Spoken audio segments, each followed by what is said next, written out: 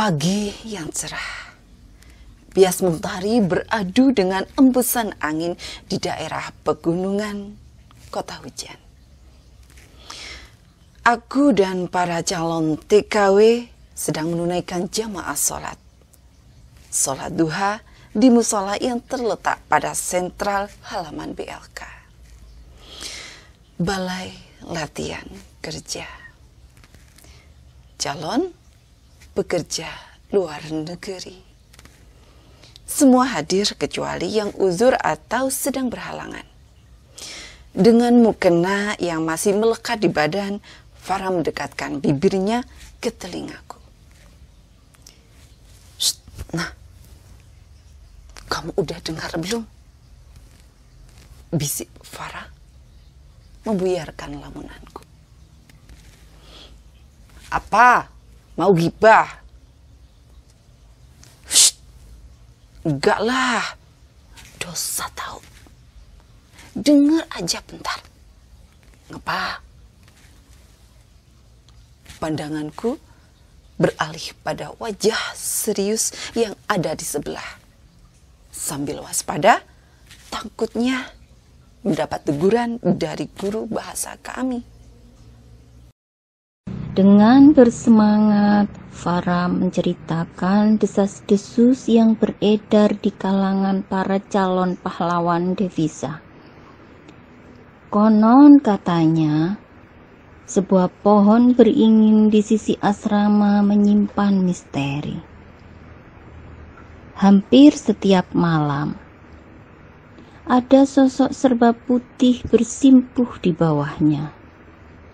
Lama, dan beberapa waktu kemudian juga terdengar lantunan ayat-ayat Al-Quran darinya, meski sayup-sayup diembus sang bayu. Kamu lihat sendiri gak? Tanyaku sinis, disambut dengan gelengan kepala Farah. Dahlah, kita piket hari ini. Jangan malas-malasan kayak kami selalu. Ih, dibilangin. Farah memanyunkan bibir, merasa tak mampu mempengaruhiku dengan ceritanya. Hari ini piket asrama nomor 5, yaitu asrama yang didalangi 15 calon TKW dengan tujuan Hong Kong, termasuk aku dan Farah. Kami semua bahu-membahu membersihkan mulai dari taman hingga deretan kamar mandi yang terletak di deretan belakang asrama. Namaku Hana, sejak 4 bulan lalu menjadi peserta BLK yang akan dikirim ke luar negeri setelah selesai masa pelatihan dan berbagai hal perlengkapannya. Selayaknya anak sekolah, kami juga harus melaksanakan ujian lisan, tulis, dan praktek sesuai dengan prosedur dari Dinas Tenaga Kerja terkait. Semua atas kemauan hati sendiri, bukan paksaan siapapun. Ya, sesungguhnya aku juga ingin seperti mereka, mendapat banyak materi demi membahagiakan orang tua. Ntar malam aku mau lihat sendiri hantu itu, biar kamu percaya. Masih berlanjut saja ternyata. Aku tersenyum sambil meneruskan pekerjaanku, mengepel teras kantor sebelum petugas memberikan teguran keras. Farah adalah sahabat manis yang kukenal sejak peristiwa kesurupan massal di BLK. Para staf dan guru bahasa sudah mengingatkan supaya tetap istiqomah berzikir. Jangan sampai meleng. Untuk menghindari hal-hal buruk yang mungkin terjadi. Namun, kebiasaan bercanda teman-teman yang mungkin keterlaluan dan ucapan sembarangan sehingga membuat penghuni sebelumnya marah. Pukul 10 malam, kurebahkan tubuh di ranjang kayu di sebelah Farah. Sementara ranjang atas dihuni 2 teman dari luar Jawa. Suara gemeretak terdengar saat mereka mengubah posisi tidur senyaman mungkin. Farah masih belum memejamkan mata. Dia menunggu datangnya waktu untuk membuktikan sendiri kabar yang beredar.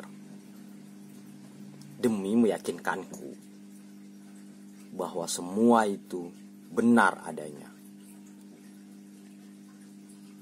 Dia memaksa bertahan.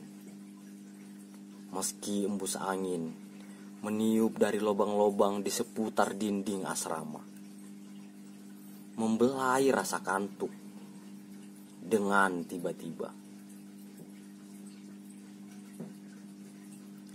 Saat jam dinding asrama menunjukkan pukul 3 dini hari, Farah kembali terjaga. Sambil mengerjap-kerjapkan mata, dia mengendap menuju sebuah jendela kaca yang terletak di sisi tangga. Dari sana, pasti leluasa menatap hamparan pemandangan malam di luar sana. Batinnya. Sepasang mata Farah masih berkeliaran, mencari sesuatu di bawah sana. Benar saja, di sebuah taman kecil, tepatnya di bawah pohon beringin yang rindang, sosok bayangan putih tampak sedang duduk terdiam. Remangnya penerangan memaksa Farah untuk menajamkan tatapannya. Wajah sosok itu tertutup gelap sehingga tampak tak jelas.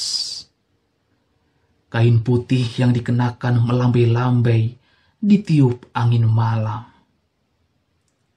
Seketika tubuh gadis berkacamata itu mengeluarkan keringat dingin. Lututnya bergetar. Mulutnya tak bisa berkata-kata. Dengan berjingkat, dia kembali menuju ranjang sambil mulutnya terus merapalkan doa. Dengan gemetaran, tangan Farah meraih botol mineral yang terletak di bawah ranjang. Napasnya masih memburu. Hanya istighfar yang dapat dilafazkan berkali-kali sambil menenangkan diri. Belum mereda ketegangan yang melanda, sentuhan lembut di pundak kanan membuat Farah terhenyak. Dengan spontan menepisnya sekuat tenaga. Tanpa sadar gadis itu meloncat hingga kakinya hampir terpeleset menginjak sesuatu. Kamu kenapa, Ra? Astagfirullahaladzim. Kamu juga lihat tadi? Tanyanya sambil menatap tajam ke arahku. Napasnya masih memburu. Lihat apaan sih? Dahiku mengernyit. Itu tadi, di luar sana. Tangan Farah menunjuk ke arah jendela. Gak ada apa-apa, ku gelengkan kepala. Meyakinkan bahwa tidak ada apa-apa di luar sana. Ih, beneran tadi ada. Aku hanya tersenyum, meyakinkan semua baik-baik saja. Hingga beberapa menit kemudian, bel menyala 3 kali. Pertanda semua harus bangun untuk bersiap sholat subuh. Aku berusaha menenangkan Farah. Lalu membimbingnya untuk mengambil air wudhu. Meskipun dia masih saja mengoceh tentang peristiwa barusan. Keesokan pagi, Farah begitu bersemangat untuk menebar pengalamannya semalam. Beberapa teman asrama terhipnotis dengan bahasa gosip yang dilontarkan. Nahas. Miss Chan memergoki dia dan teman-teman, lalu memberinya hukuman berdiri di depan kelas hingga pelajaran bahasa Kantoni selesai. Hanya aku saja yang aman. Rupanya hukuman itu tidak membuat Farah jera. Malam ini dia berencana kembali mengendap di jendela asrama.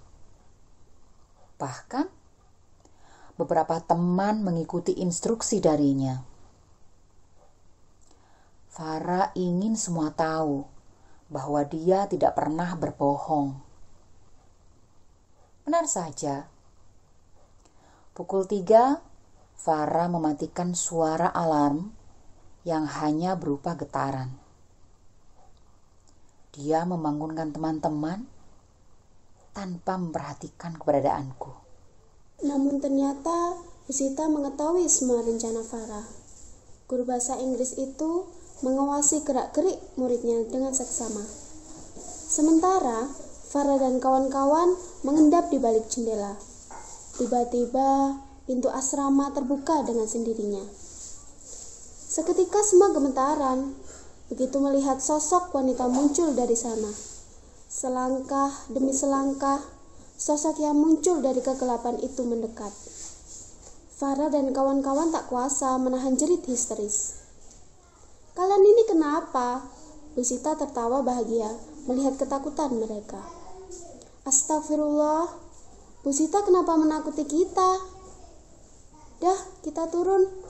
Lihat sosok apa di bawah pohon itu," ajaknya dengan santai, seperti tanpa beban. Farah menatap tak percaya. Jangan-jangan Bu Sita adalah jelmaan makhluk yang ada di bawah sana. "Ayo, biar kalian tahu semuanya." Dahi wanita itu mengernyit.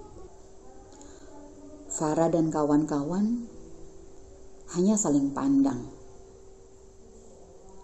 Karena tidak sendirian, ia memutuskan pergi, mengikuti langkah Bu Sita meski dengan ragu. Di sisi lain, dia benar-benar ingin tahu. Namun di sisi lain, dia tidak punya nyali untuk pergi sendiri. Satu demi satu, kaki Farah menapaki tangga hingga tiba di lantai dasar dengan yang lain. Lampu tetap dibiarkan padam. Bu Sita berada di baris paling depan. Berikutnya Farah, lalu teman-teman seasrama. Dari pintu ruang lantai dasar menambah suasana semakin menakutkan. Namun Bu Sita, sang pemimpin, tampak maju dengan berani. "Shh, jangan bersuara." Setengah berbisik, Bu Sita memperingatkan Farah, jangan sampai sosok itu melihat kehadiran mereka. Langkah demi langkahnya yakin mendekati sosok yang berada di bawah pohon besar yang masih terpaku membelakangi kami. Remang lampu taman berhasil memudarkan pandangan. Sementara itu, Farah selangkah menjauh dari Bu Sita. "Assalamualaikum," sapa Bu Sita dengan ramah. "Waalaikumsalam." Hampir saja Farah dan kawan-kawan menjerit histeris melihat wanita berbalut kain putih itu menoleh secara perlahan. Farah terpana. Dia tak percaya yang dilihatnya. "Hana, kamu?" "Iya, aku." Kujelaskan padanya bahwa yang ditakutkan selama ini adalah aku. Kujelaskan pula bahwa aku merasakan ketentraman jiwa dengan melakukan ibadah sholat di bawah langit malam. Zikir hingga subuh menjelang pun telah biasa aku lakukan. Penunggu asrama itu adalah diriku.